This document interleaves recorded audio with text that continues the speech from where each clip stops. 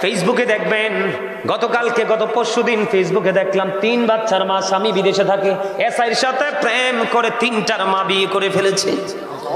হ্যাঁ, দেখছেন নি? অথচ জামাই বিদেশে।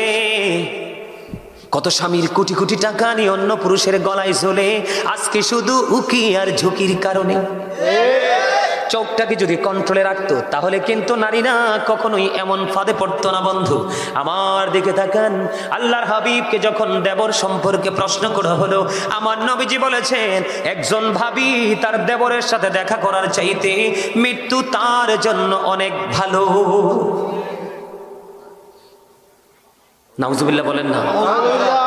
অন্য বেগানা পুরুষ তাক দূরের কথা, আল্লাহ রাসূল নারীদেরকে সুরক্ষিত রাখার জন্য বলেছেন, যাদের স্বামী কাছে নেই, যাদের স্বামী বিদেশে আছে, অথচ স্ত্রী এই জেলায় আছে, স্বামী চাকরির কারণে, জীবন জীবিকার কারণে অন্য জেলায় আছে, আল্লাহর হাবিব জানিয়ে দিয়েছেন হাদিস শরীফ থেকে প্রমাণ।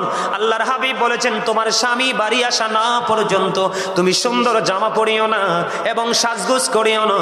তোমার যা কিছু শুধু একমাত্র তোমার স্বামীর জন্য, কারণ তোমার স্বামীর সন্তুষ্টিতেই তোমার জান্নাত।